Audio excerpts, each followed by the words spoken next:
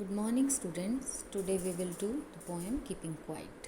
Pablo Neruda is the pen name of Neftali Ricardo Reis Posalto, who was born in the town of Parral in Chile. जो इस poem के poet हैं Pablo Neruda, ये उनका pen name है जो writing के लिए यूज़ करते हैं. नेफ्टाली रिकार्डो रेइस पोसाल्टो, ये उनका रियल नेम है.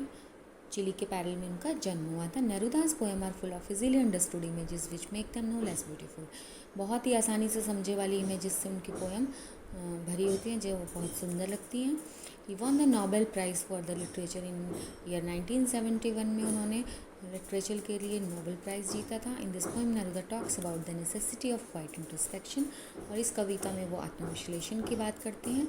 And creating a feeling of mutual understanding among human beings, और सभी व्यक्तियों के ह्यूमन बींग्स के बीच में वो आपसी समझ डेवलप करने के लिए अपील करते हैं.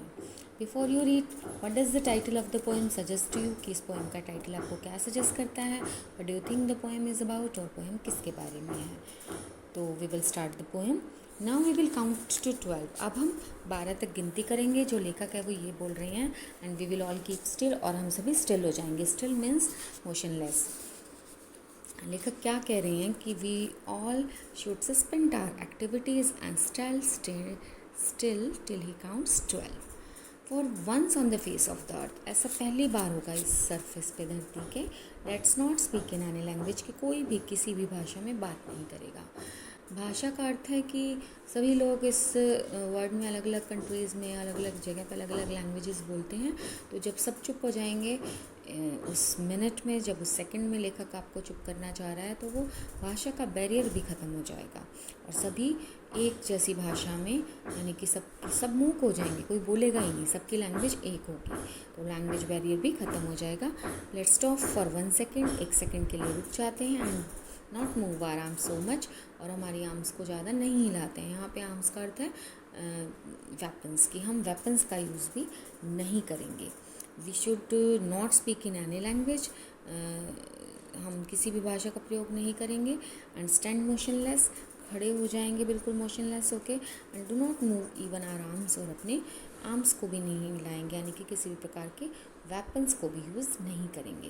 It would be an exotic moment. ये कैसा मोमेंट होगा. एक्जॉटिक का अर्थ है अनयूजुअल, स्ट्रेंज. ये बहुत ही स्ट्रेंज मोमेंट होगा. विदाउट रश, जिसमें कोई भागा दौड़ी नहीं होगी. विदाउट इंजन्स, कोई मशीनों का भी यूज़ नहीं होगा, यानी कि जो मशीन्स हैं उनका भी प्रयोग नहीं होगा. No machines will move. And we would all be together in a sudden strangeness. All the people will be suddenly united. यानी कि सब लोग हैं वो एक साथ हो जाएंगे, यूनाइट हो जाएंगे. And all people will agree on this point and will forget their differences, और सभी आपसी मतभेदों को भुला देंगे. Fisherman in the cold sea would not harm whales, और जो मछुआरे हैं वो भी मछलियों को नहीं मारेंगे, क्योंकि उस समय वो भी अपनी एक्टिविटीज़ को रोक देंगे. And the man gathering salt would look at his hot hand, और जो साल्ट गैदरर हैं वो भी अपना काम को रोक देंगे, नमक इकट्ठा करने वाले. उस समय उनको क्या टाइम मिलेगा कि वो अपने चोटिल हाथों को देख सकें. They will get time to look at their bleeding hands, कि वो अपने हाथों को देख सकें कि कितने चोटिल हो चुके हैं वो काम कर करके. तो इस जो लेखक जिस समय स्टिल होना चाहता है, उस समय fisherman would not kill the whales and salt gatherer will stop their work and will get time to look their bleeding hands. Those who prepare green wars, ऐसे लोग जो हमेशा वॉर के लिए रेडी रहते हैं. ग्रीन वॉर का अर्थ है इन्वायरमेंट के अगेंस्ट वॉर, जो कि हम प्लास्टिक यूज़ करके, डिफॉरेस्टेशन करके कर रहे हैं. War with gas, poisonous gas के साथ हम जो वॉर की तैयारियां कर रहे हैं. War with fire, victory with war, no survivor. और ऐसे ही हम लड़ाई करना चाहते हैं, कैसी जीत चाहते हैं, इसमें कि कोई जीवित ही ना बचे. तो लेखक ये चाहते हैं would put on clean clothes, कि ऐसे लोग भी क्लीन क्लोथ्स पहन लें, यानी कि इन चीज़ों से बाहर निकलें, नेगेटिविटी से बाहर निकलें. And walk about their brothers, और अपने भाइयों के साथ चलें. इन द शेड, एक छत के नीचे. डूइंग नथिंग, कुछ ना करके हुए वो उनके साथ खड़े हो जाएं. क्या चाहता है लेखक कि industry will suspend all the production of weapons and there will be no wars. And instead of fighting, people should come out of their clean clothes and walk hand in hand with their brothers under the shady.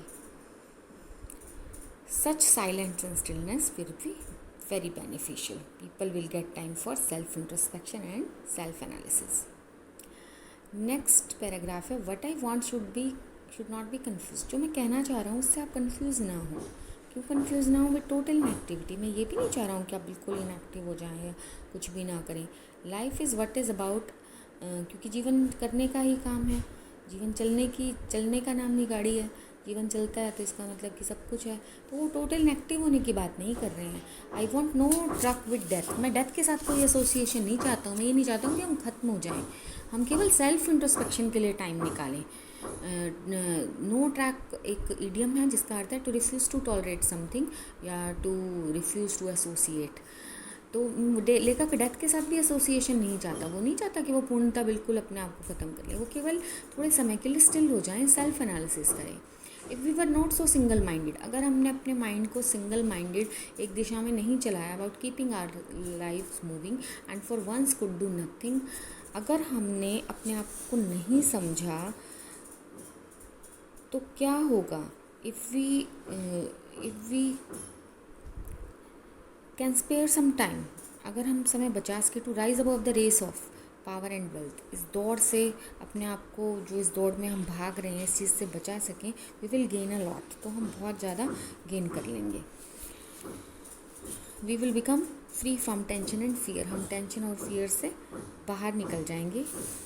तो people have no time to look within and analyse themselves, लोगों के पास समय ही नहीं है कि खुद को analyse करें और अपने अंदर झांकें। तो लेखक क्या चाह रहा है कि अपना अंदर का हम एनालिसिस करें। Might interrupt this sadness perhaps से ह्यूज साइलेंस, और ये जो साइलेंस होगा ना, ये हमारी चुप्पी को तोड़ेगा, हमारी उदासी को तोड़ेगा। क्यों तोड़ेगा? क्योंकि इसमें हम सेल्फ इंट्रोस्पेक्ट कर चुके होंगे, सेल्फ एनालिसिस कर चुके होंगे of never understanding them ourselves, कि हमने खुद को कभी एनालाइज किया ही नहीं था। And of threatening ourself with death, हम तो हमेशा डेथ की धमकी से डरते रहे हैं, मौत से डरते हम ये काम करते रहे हैं कि हम ये भी कर लें, वो भी कर लें। डेथ का डर हमें सताता रहता है।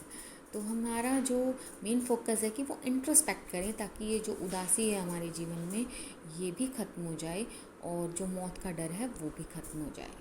Perhaps the earth can teach us as when everything seems dead and later proves to be alive. और जो ये धरती है ये भी हमें सिखाती है। क्या सिखाती है? कि एक जो नेचर है उसमें अलग अलग जो सीजन्स होते हैं, हर सीज़न का अपना कार्य होता है। जैसे सर्दियों में बिल्कुल सब चीज़ें क्या लगती हैं, डल लगती हैं, डेड लगती हैं, लेकिन जब स्प्रिंग आता है तो सब कुछ अलाइव हो जाता है, सब कुछ ग्रीन हो जाता है। तो लेखक क्या कह रहा है, जैसे कि सीज़न की तरह सर्दियों में सब कुछ हमें यूँ लगता है कि सारी चीज़ें सो गई हैं, everything goes to sleep, but in spring everything, grass, plants, trees come active and alive again, दोबारा से जीवन तो उठे हैं। तो हमें अर्थ से सीखना चाहिए कि जैसे हम अपने आप को शांत कर लेंगे, अपना इंट्रोस्पेक्शन करेंगे, तो हमारे जो रिन्यूअल होगा हमारी लाइफ का, हम उससे बहुत सारी चीज़ें सीख पाएंगे। I will count up to 12 and you keep quiet, I will go. Last में लेखक क्या कह रहे हैं? Poet ask us again to keep quiet till he counts 12, कि वो कह रहा है कि आप शांत हो जाएं जब तक कि मैं 12 तक गिनती करूं। तो total focus of the poem is on self introspection and self analysis. लेखक ये चाह रहे हैं कि बिल्कुल सेल्फ एनालिसिस करें, हम सेल्फ इंट्रोस्पेक्शन करें। Quite introspection is the only solution of every problem. चुप रह के सेल्फ एनालिसिस करना ही हर प्रॉब्लम का सोल्यूशन है। उम्मीद है आपको ये पोएम समझ आ गई होगी। अब हम इसके क्वेश्चंस करेंगे जो ये आगे लिखे हुए हैं। But will counting up to 12 and keeping still help us to achieve, कि 12 तक गिनना और शांत रहना हमें किस चीज़ की हेल्प करता है? किस चीज़ की हेल्प करता है? अभी हमने पोएम पढ़ी है, we will have time for introspection. हमारे पास क्या होगा? इंट्रोस्पेक्शन करने का समय होगा। If we can keep still for 12, अगर हम 12 तक गिनने में शांत रहें। We will get some rest from the hurries and worries of life, हमें हरीज और वरीज जो जीवन की है उनसे हमें भागदौड़ से शांति मिलेगी। Do you think the poet advocate the total inactivity and death? क्या लेखक पूर्ण निष्क्रियता और मौत की वकालत करता है? No, the poet does not advocate total inactivity. He says that total inactivity is just like death. तो he does not want to have any dealing with death. He only focus on self introspection. He does not want to have any dealing with death. Next, what is sadness that the poet refers in the poem? कौन सी sadness की बात कर रही है? बहुत important question है। तो sadness वो कि man has no time to understand himself, उसे खुद को समझने का भी टाइम नहीं है, that's why always remain sad, इसलिए वो हमेशा उदास रहता है। The poet wants time to look within and introspect themself, कि वो खुद को इंट्रोस्पेक्ट करें, सेल्फ एनालिसिस करें। तो if we look in within our self this sadness might be broken, तो इस उदासी को तोड़ा जा सकता है। What symbol from nature does the poet invoke to say that there can be life under apparent stillness, ये दर्शाने के लिए कि बाहरी खामोशी में भी जीवन हो सकता है, कौन सा प्रकृति का उसने सिंबल यूज़ किया है। तो ये जो हमने ऊपर अभी लाइंस पढ़ी थी, perhaps the earth can teach us when everything seems dead and later proves to be alive, कि पहले जो हमें नेचर है उसमें नेचर भी हमें सिखाती है कि धरती पे कुछ समय के लिए चीज़ें हैं वो हमें डेड दिखाई देती हैं और बाद में सब अलाइव हो जाती हैं। ऐसे ही जब हम अपना सेल्फ इंट्रोस्पेक्शन करेंगे तो हम अपने आप को जब चुप रह के शांत रह के अपने को रिन्यूअल करेंगे, हमारी लाइफ को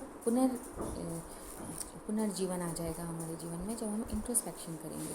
winter everything goes to sleep but in spring everything plants green trees come active and alive again. तो लेखक ने एग्जाम्पल नेचर से लिया है।